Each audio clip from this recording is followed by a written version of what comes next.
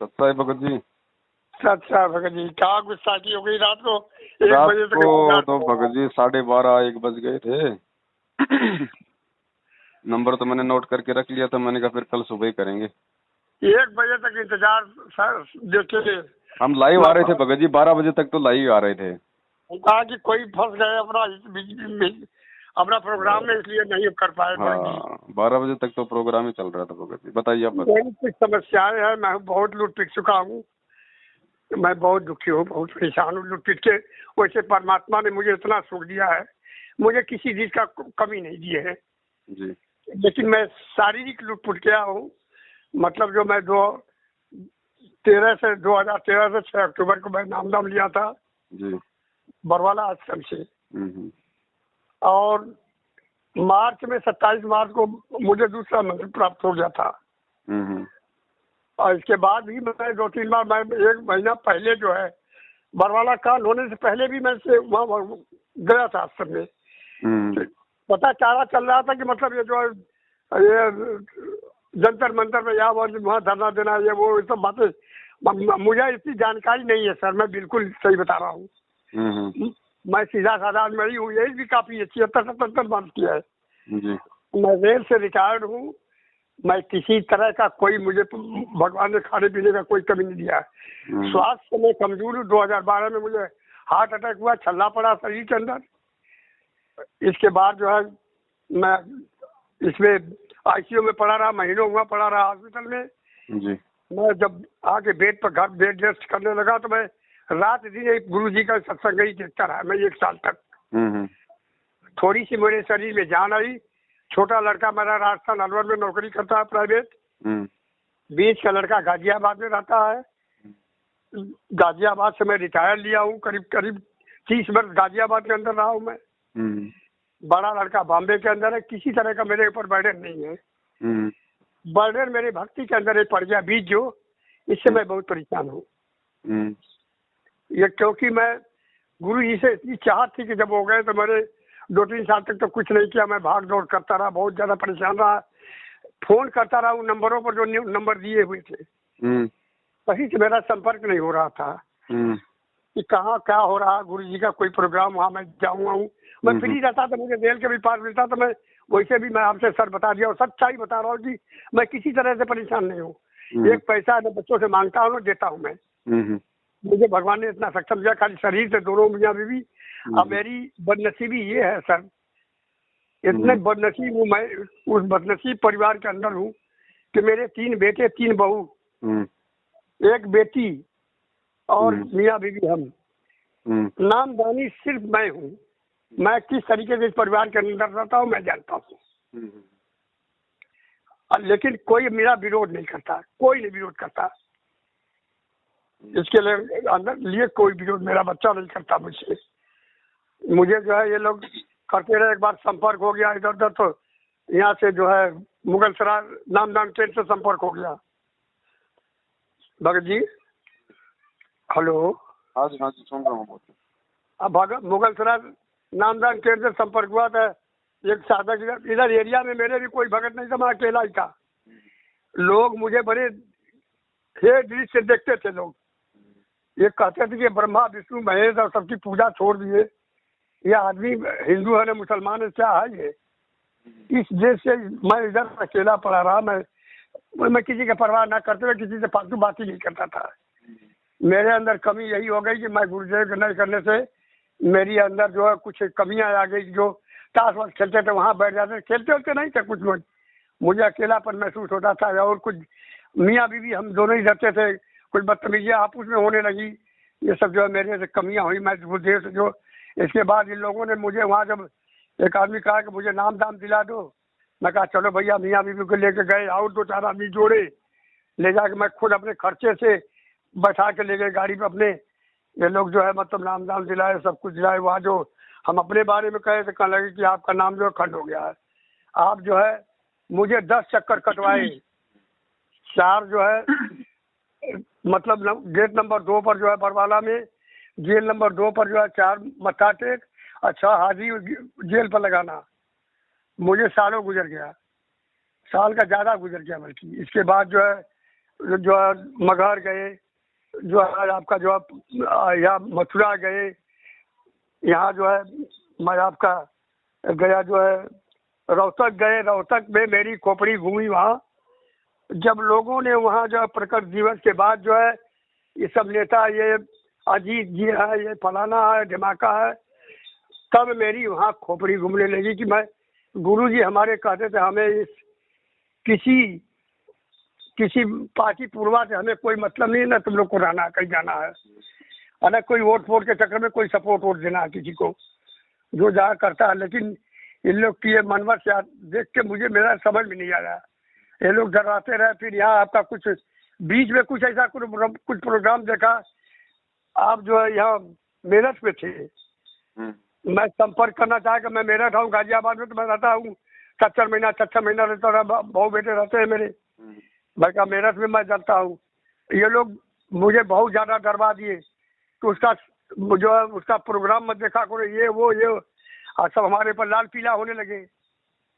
फिर जो है मैं भगत जी, मैं मेरा बदनसीबी था कि मैं दूर हो गया, मैं मेरा दूर हो गया।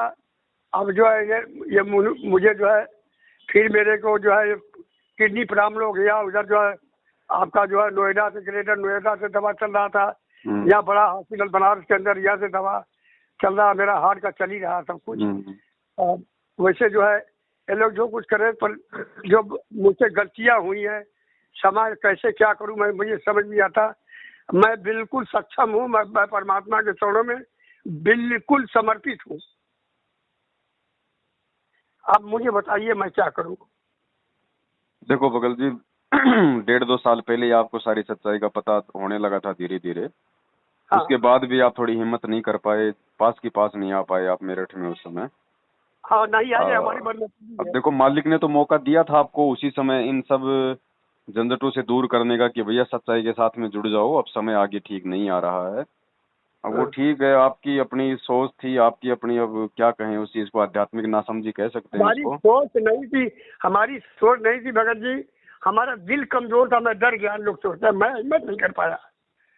हाँ, तो वो दिल कमजोर के कारण ही सोच चेंज हो गई ना फिर। हाँ वो कमजोरी थी मेरी। अब देखो भगत जी, ऐसा ही है, परमात्मा तो परमात्मा है, वो तो दयालु है भगत जी। बच्चा चाहे लाख गलती कर दे, भगवान तो माफ ही करता है। और सतलोक में की गई सबसे बड़ी गलती माफ करके फिर आ गया हमें लेने के लिए, तो यहाँ की गलतियां भी माफ करेगा परमात्मा। तो अब इसका तो भगत जी एक ही उपाय है। अब दुनिया में कोई, मार्केट में कोई, मेडिकल पे कोई दवाई तो मिलती नहीं इसकी जो खा लेंगे तो ठीक हो जाएंगे। नहीं सर, मुझे पूर्ण विश्वास, हमारे पिता पर पूर्ण विश्वास है कि नहीं? तो ये तो किसी को विश्वास नहीं करता। हाँ, तो हम लोग अध्यात्म में है, और अध्यात्म में परमात्मा की भक्ति ही हमारा इलाज है, हमारा उपचार है। और परमात्मा कहते हैं सुबह का भटका हुआ शाम को घर आ जाए, तो भटका हुआ नहीं होता है। अब आपको यदि हकीकत का पता चल गया है, मैनेजमेंट की सच्चाई का पता चल गया है, गुरुदेव के साथ इन्होंने क्या किया है, संगत के साथ ये क्या कर रहे हैं, ये खुद कितने भगत हैं, कितने क्या हैं, सब कुछ आपकी समझ में आ गया, तो सीधी सी बात है भगत जी, सबसे पहले तो आपने अपनी तमाम जाने अनजाने की गलतियों की अपने घर पे, जहाँ भी आपने दरबार लगा रखा है बंदी छोड़ का, परमेश्वर को दंडवत समय याचना करो, हृदय से करो, अपनी आत्मा से करो, और कहो कि परमात्मा जो भी जाने अनजाने की गलती हुई, दास क्षमा प्रार्थी है। आगे से परमेश्वर, जब तक आप हिसार जेल से बाहर नहीं आ जाएंगे, आपकी मर्जी, आप चाहे कल आओ, आप चाहे 10 साल बाद आओ, आपकी मर्जी भगवान। जब तक आप हिसार जेल से किसी भी आश्रम में बाहर नहीं आएंगे, तब तक परमात्मा ना तो किसी भी मैनेजमेंट वाले को या आपके परिवार वाले को एक फूटी कोड़ी कोई दान के नाम पे दूंगा, ना इनके नामदान केंद्रों पे जाऊंगा, ना इनके फर्जी आश्रमों में जाऊंगा, ना मेरा किसी कोऑर्डिनेटर, किसी नामदान से कोई किसी प्रकार का संबंध रहेगा। ठीक है, कोई सामाजिक तालमेल है तो अपना रखो, अगर कोई कोई व्यावहारिक कोई रिश्ता आपका है किसी कोऑर्डिनेटर के साथ में, कोई रिश्तेदारी है, तो कोई दिक्कत नहीं, रामा श्यामा करने में कोई प्रॉब्लम नहीं है, सच्चाई बोलिए। मेरा वैसा भगत जी कोई नहीं है। मैं तो अभी बीमार था, वहाँ भी प्रार्थना लगाया था, लोगों ने कहा पाठ का कर लो, वो कर लो, या ज्योति का कर लो।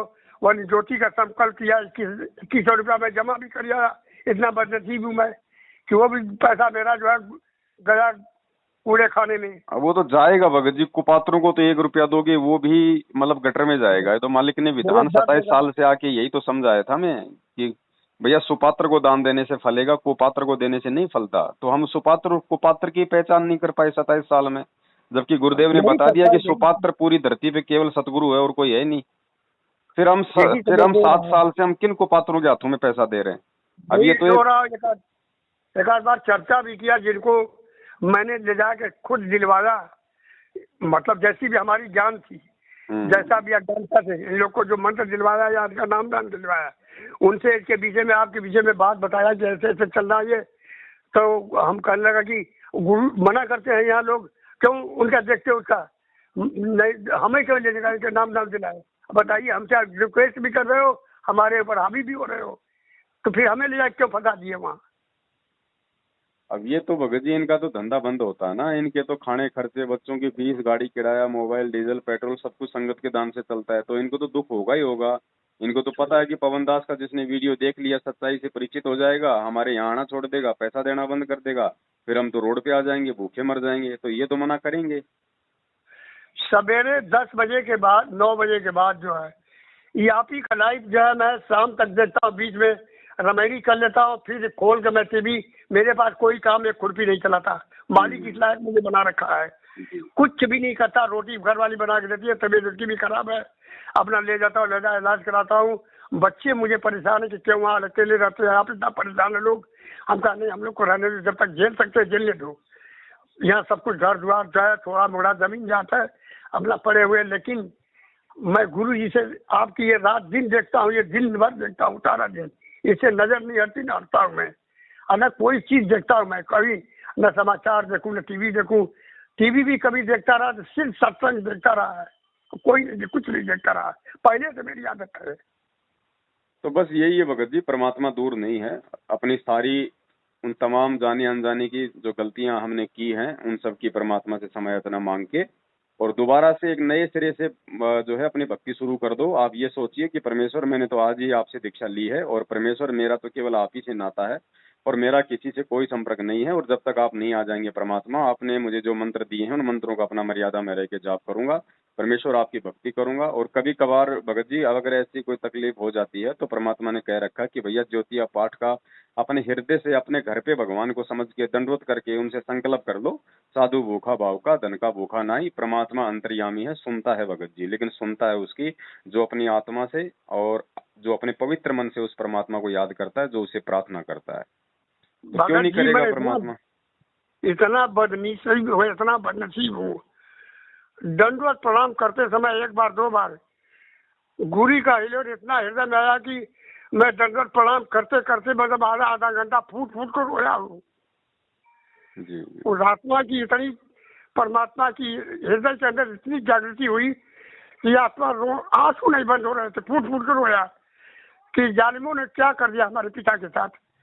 चक्कर क्या ना भगत जी, देखो वो तो समर्थ है, परमात्मा है, चलो वो तो लीला करते हैं एक आम व्यक्ति की तरह हमारी आंखें खोलने के लिए, ताकि हमारा हृदय पिघले, हम अपने परमेश्वर के संघर्ष को देख के, उनको दुखों को देख के हम जागें। तो वो तो परमात्मा समर्थ है, वो तो लीला करता है भगत जी। बाकी चक्कर क्या है ना, अब वही बात है भगत जी, जैसे आपने पानी का कोई मटका भरना है, नीचे उसमें छेद है, ऊपर से पानी डाल रहे हो और आप सोच रहे हो यार मटका भर क्यों नहीं रहा, भर क्यों नहीं रहा, और आप वहां पे दंडोत कर रहे हो, भगवान से प्रार्थना कर रहे हो कि भगवान मटका क्यों नहीं भर रहा, मैं तो पानी भी डाल रहा हूँ लगातार, मैं तो सारी मर्यादा निभा रहा हूँ, भक्ति कर रहा हूँ, फिर मेरी भक्ति क्यों नहीं बन रही, मेरे दुख दूर क्यों नहीं हो रहे। तो भगत जी नीचे हमने छेद कर रखा है। अब ये जो सतलोक आश्रम मैनेजमेंट हरियाणा है, ये छेद है, क्योंकि ये जब तक कोई भगत इनके संपर्क में रहेगा, इनके आदेशों पे चलेगा, तो ये उनको मर्यादा में नहीं रहने देंगे, क्योंकि ये काल एजेंट हैं, ये भक्ति और मर्यादाओं के सबसे बड़े दुश्मन है। तो अगर आपने मटके को पानी से भरना है, अपनी भक्ति को अगर बचा के रखना है, दुखों को दूर करना है, तो सबसे पहले इन काल एजेंटों का साथ छोड़ना पड़ेगा। नहीं, मैं तो नहीं जाऊंगा अब ना, अब तो मैं जरूर कतई नहीं जाऊंगा। तो मालिक अंतर्यामी है, परमात्मा तो अंदर की बात जानता है, जैसे आपके अंदर के विचार और भाव हैं उसी अनुसार से परमात्मा वापस आपको रात देना शुरू कर देगा। भगवान कौन सा दूर है, वो तो हम ही दूर हो जाते हैं। अभी एक सावला जिसको मैंने नाम दिला रखा हूँ, इनके करीब बहुत आता किताब बांटने में, ये बांटने में। अभी एक दिन जो है यहाँ जो है गया था, तो कल लगा कि आश्रम बुलाए हैं, फोन किए हैं भगत जी, आपका चला मैं, कल लगा नहीं वहाँ हम ही लोग को खास काट के, तो हमका खास भगत तुम कैसे कब से हो गए, नाम तुम्हें हम दिला के लिया है, हम इतना पुराना है, तुम कल के हो, तुम खास हो गए, इसका मतलब।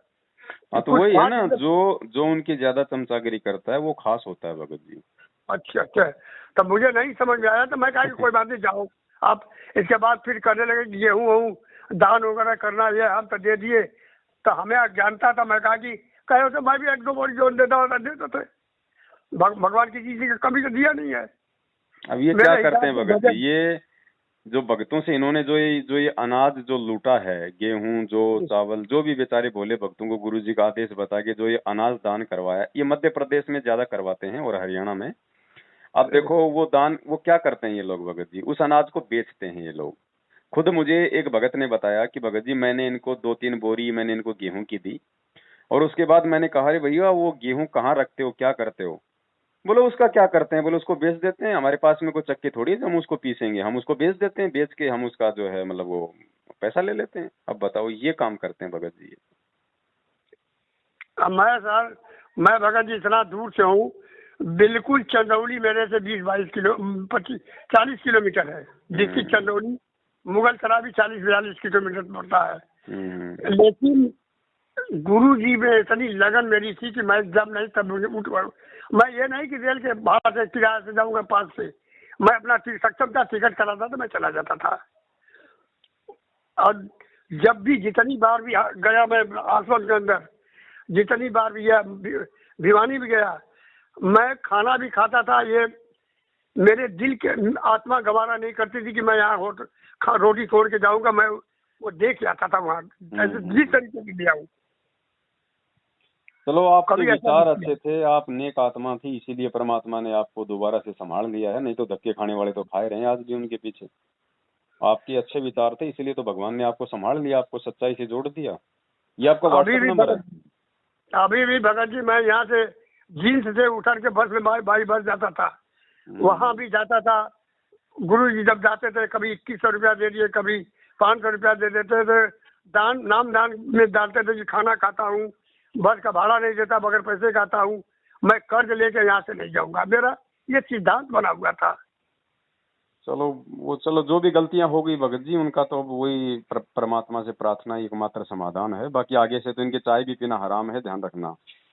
नहीं मैं तो नहीं जाऊंगा इनके कहीं, कहीं नहीं जाऊंगा, बिल्कुल कहीं किसी आश्रम पर नहीं जाऊंगा। आपके घर पे भगवान है भगत जी, रोज संध्या आरती करते हो आप, घटी ही में गंगा, घटी ही में यमुना, घटी ही में है जगदीश, तो परमात्मा आपके घर पे है, आपके घट में है भगत जी। भ्रम में भटकने की जरूरत क्या है? ये भक्ति तो परमात्मा ने इसीलिए तो दी है कि हम मंदिर मस्जिद और पहाड़ों पे धक्के ना खाएं भाई। परमात्मा कहे कबीर सुनो भाई साधो मैं तो हूँ विश्वास में, परमात्मा अपने पास में भाई। और मालिक कहते हैं मोह को कहाँ ढूंढे रे बंदे, मैं तो तेरे पास में। अब बताओ सब कुछ परमात्मा ने हमें समझा दिया, बता दिया, फिर भी हम गोवर्धन की तरह हिसार की तारीखों पे जाके वहां पे परिक्रमा करते हैं, चक्कर काटते हैं, प्रशासन को परेशान करते हैं, पब्लिक से गालियां खाते हैं, गुरुजी को गालियां दिलवाते हैं। क्या मतलब निकला? 7 साल हो गई, क्या कर लिया संगत ने जाके? निकलवा दिया गुरुजी को। वो तो बहुत धक्के मैं भी खा लिया लोगों ने, जैसा मुझे सजेशन दिया मैंने खूब धक्के खा लिया सर। तो देख लो धक्के खाने का क्या परिणाम मिल रहा है आज बताओ। 1% भी आपको राहत है तो मुझे बता दो। ये देख लो कि मैं इन लोगों पर क्या हम बताऊं, हमको तो इतना भोले बनते हैं कि कितना ज्यादा अच्छे भगत है ये इतने अच्छे भगत है कि कुछ पूछो मत। देखो भगत जी, भगत का तो ये स्वभाव होता है, भगत तो बेचारा होता ही भोला है, और उसके भोलेपन का तो ये काल एजेंट फायदा उठाते हैं, और इन्होंने उठा लिया। लेकिन चलो लुट पिट के भी परमात्मा ने आपको सद्बुद्धि दी, आपको सच्चाई के साथ में जोड़ दिया, आपको सच्चाई से रूबरू करवाया, ये बहुत अच्छी बात है। भगत जी मैं कभी दूर नहीं परमात्मा से रहा, ये अपना जो है मंत्र जाप अचेत पड़ा रहा, वहाँ हॉस्पिटल में रहा तभी छूटा रहा उतना ही दिन। जब भी मैं समर्थ हो जाता था मैं तुरंत फिर लग जाता था अपने काम में। वो बात सही है भगत जी, भाव और श्रद्धा एक चीज अलग है, ज्ञान आधार एक चीज अलग है। गुरुजी ने क्या बताया कि आज जो लोग ये पत्थर पुजारी हैं, जो ब्रह्मा विष्णु महेश देवी देवताओं की पूजा करते हैं, ये भी तो भगवान मान के पूजा कर रहे हैं।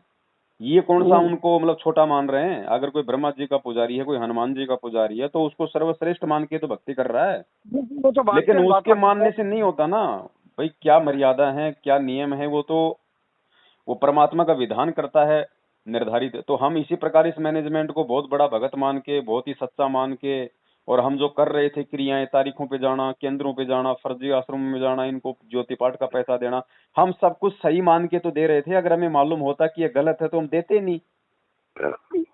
वहाँ की पब्लिक भी तो भेड़ की तरह हाँकती है हम लोग को। भेड़ बकरी की तरह हाँकते थे, पब्लिक भी तो वहाँ के। तो क्या करे पब्लिक भगत जी, ये सभ्य आदमी के लक्षण थोड़ी होते हैं वहाँ पे। बताओ, कोर्ट का काम कोर्ट के हिसाब से होता है। कोर्ट कोई भीड़ देख के जमानत देता है क्या? नहीं नहीं, ये तो ये तो लोग ने संगत में भड़का के समझना रखा चाहिए था था। भगत जी। चलो हम तो मुट्ठी भर हैं, आसाराम और राम रहीम के तो लाखों करोड़ों की संख्या में भगत हैं, तो क्या उन्होंने हाँ अपने जी, हाँ। गुरुओं को बाहर निकलवा लिया क्या? नहीं, हाँ जी, हाँ और जी, ये हम भगत अगर ठीक। इतने बड़े अगर डॉन थे जो आज तारीखों पे जाके अपना वहां पे दिखाते हैं, तो ये जब बरवाला कांड हुआ था तो आश्रम में 50,000 भगत थे, उस समय क्यों नहीं इन्होंने मतलब हाथ खड़े किए अपने? उस अरे समय वही तो क्यों हमारी क्यों जाने समझ दिया में गुरु नहीं जी को? आता था, वही समझ में नहीं आता था। जब जाते थे, जब गंधारी गुरु जी के आगे पास बगल में डोलते थे, तो मैं देख के मेरा खोपड़ी घूमता था कि इनकी यहाँ कौन सी जरूरत है, कौन सा यहाँ तोप चल रहा है। यहाँ एक सुई भी नहीं जाने पाता अंदर, और ये लोग क्या है कि गन लेके यहाँ दौड़ रहे चल वो रहे हैं। गुरु को मानुस मानते थे ना भगत जी, क्योंकि मान बढ़ाई और अहंकार उन देखो वही बात है भगत जी, काल का जिस पे पहरा होता ना, फिर वो गुरु को मतलब उस दृष्टि से नहीं देख पाता जिस दृष्टि से देखने के लिए गुरु हमें ज्ञान देता है। वो मानुष की दृष्टि से देखेगा कि भाई गुरु जी को कोई मार ना दे, गुरु जी को कोई हानि ना पहुंचा दे, कोई आर्य समाजी अंदर घुस के गुरु जी को गोली ना मार दे। हैं, इसलिए वो गुरु जी के बॉडीगार्ड बने फिरते थे। आज वो बॉडीगार्ड तो भगोड़े बन के फिर रहे हैं। और वो परमात्मा जिसकी बॉडी की सुरक्षा करते थे आर्य समाजियों से, प्रशासन से, आज वो भगवान उन्हीं आर्य समाजी और प्रशासन की छाती में बैठा है। कोई बाढ़ तो उखाड़ दो उसका। तो ये जीव की अपनी सोच और मूर्खता का परिणाम है भगत जी। चलो बड़े भाई, जो भी है आपको भी अच्छे से पता है, और आपने जो किया वो भी आपको अच्छे से पता है। और ये ठोकर लगना आप भगत जी ये जरूरी भी था, क्योंकि ये ठोकर लगे बिना, इन लोगों की संगति किए बिना आप लोगों को हकीकत का भी नहीं मालूम पड़ सकता था। अब आपने हर तरीके से दोनों साइड को देख लिया है, और ज्ञान आधार से अब आपने निर्णय कर लिया है कि मुझे कौन से जो है, मुझे समूह के साथ में रहना है, सच्चाई के साथ में रहना है, साथ संगति करनी है, सत्सेवकों के साथ में रहना है, या मैनेजमेंट की कुसंगति करनी है। तो अब आगे आप गलती नहीं करोगे, और बैठ के केवल परमात्मा को साक्षी मान के आप अपनी भक्ति ही करोगे। और जब भक्ति करेंगे, मर्यादा नहीं तोड़ेंगे, साध संगति से जुड़ जाएंगे, तो भगत जी मटके का छेद ऑटोमेटिक बंद हो जाएगा। फिर तो पानी भरेगा, खाली नहीं होगा। फिर परमात्मा धीरे धीरे शारीरिक रोग भी ठीक करता है, धीरे धीरे परमात्मा दूसरी समस्याएं भी दूर करता है। भगवान दूर थोड़ी है, वो तो हम मर्यादा तोड़ रहे थे इसलिए लाभ नहीं मिल रहा था। तो दया परमात्मा की, आप जी परमात्मा से अपने जाने अनजाने की तमाम गलतियों की समायाचना करके भगत जी वापस उसी तरह अपनी भक्ति पे लग जाओ। नहीं, ये तो मेहर तो है, मेहर मेरे ऊपर परमात्मा का पूरा है, क्योंकि मैं 2 बार इतना जबरदस्त झटका खाया, डॉक्टर भी जवाब दे गए। ये परम पिता का ही देन है जो मुझे अभी जिंदा रखे, कुछ अपने चरणों में रखने के लिए। उसका तो विधान है भगत जी, वो तो साधक को भक्ति के लिए 100 साल की आयु प्रदान कर दे, धर्मराज से उसके प्राण छुड़वा लाए। वो तो परमात्मा के गुणों में भाई, और वो नहीं करेगा तो कौन करेगा? अब वो सीन मैं देखा, वो सीन देखा भगत जी, मैं उसका बयान नहीं कर सकता अपनी जुबान से। जिस समय मैं आईसीयू में पड़ा हुआ था, वो सीन मेरी आंख खुली आईसीयू में पड़े पड़े। मालूम होता था कि ये जो है, जो सतलोक से अगम लोग अकल लोग सारा कुछ खुला हुआ है वहां से।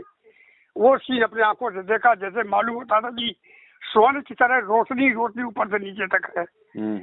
देख के मेरा आत्मा जो रो गई, एकदम से कांप गई, रूह कांप गई कि मैं कहाँ मर गया। मेरे को ऐसा सीन नजर आया। फिर वो भगवान, वो परमात्मा कहाँ लुप्त हो गए, कहाँ गलतियां पगतियां करते गए। मैं अब इतना नीच दुष्ट आत्मा हूँ कि मैं गलतियों पर गलतियों करते ही गए। मैं इनके साथ में जो है सब मर्यादा को ताक पर रख दिया मैंने। चलो कोई बात नहीं भगत जी, मालिक तो दयालु है, फिर भी आपको संभाल लिया है। अब हमने गलती नहीं करनी है ना, हम अब कोई गलती करेंगे, क्योंकि ठोकर लग चुकी है। ठीक है। और अब तो भविष्य में जब तक गुरु जी नहीं आएंगे, प्राण बेशक छूट जाए, लेकिन जाना नहीं है, मुझे जाएंगे नहीं। बिल्कुल भगत जी, मतलब ही नहीं है कुपात्रों से। परमात्मा तो भगत जी यहाँ तक कहते हैं ऐसे लोगों के विषय में कि पापी प्रभात ना बेटो, मुख देखे पाप लगे जिसके, 9 मास गर्भ त्रास दई धिक्कार जन्म उसकी माँ का।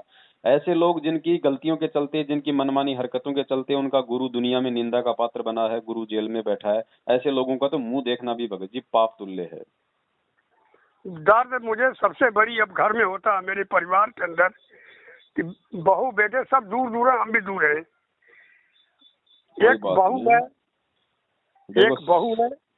सारा खेल भगत जी ये संस्कारों का है। दास समझ सकता है आपकी बातों से। ये देखो, एक बहू जी बहू है, मतलब बाकी तो सारे तो खाने पीने वाले बच्चे, और बहू हार मार जो है नोचने वाले, इनसे मैं परेशान हूँ, इनसे बहुत दूर रहना चाहता हूँ। कोई बात नहीं, देखो भगत जी ऐसा है ना, आप सही हो तो कोई दिक्कत नहीं है, वो हाड़ मांस खाएं तो खाने दो, हमारा क्या ले रहे हैं, अपने कर्म खराब कर रहे हैं। परमात्मा कहते हैं कबीरा तेरी झोपड़ी गल कटियन के पास, जो करेगा सो भरेगा, तू क्यों भया उदास। हम सही हैं, हम भक्ति कर रहे हैं, हम मर्यादा में हैं, तो दुनिया चाहे जो मर्जी करे उसका पाप हमें थोड़ी लगेगा भगत जी, उनके संस्कार हैं, है ना। ऐसे कोई घबराने की जरूरत नहीं है, ऐसे तो घर घर में है भगत जी, ऐसे तो फिर भक्ति हो ही नहीं पाएगी। आज गुरुजी जेल में बैठे हैं, जेल में तो सारे मांस खाने वाले हैं, जो जो मेस में जो खाना बनाते हैं गुरुजी के लिए, वो भी बीड़ी सिगरेट गुटखा पान मसाला दारू शराब मांस सब खाते हैं, तो क्या गुरुजी वहाँ पे खाना ना खाएं?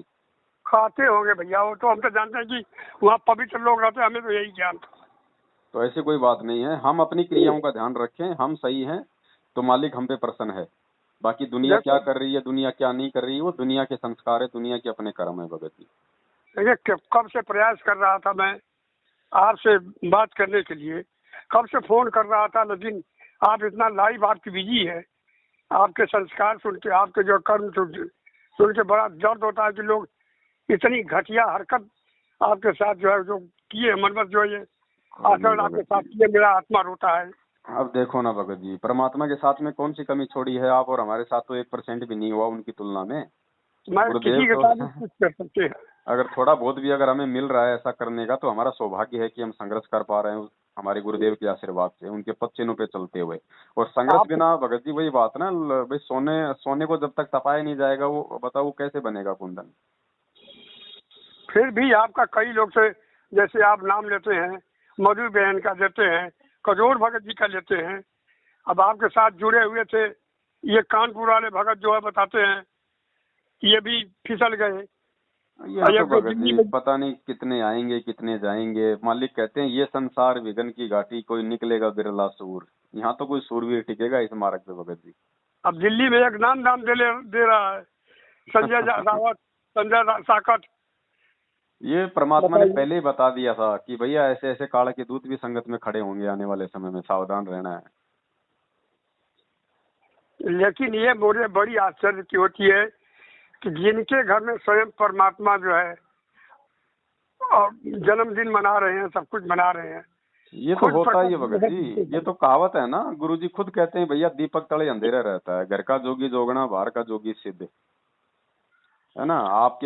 आपके बेटा बेटी आपकी इज्जत नहीं करेंगे, लेकिन पड़ोसी की दूसरों की बड़ी प्यार से बोलेंगे, बड़ी इज्जत करेंगे, स्वभाव होता है भगत जी।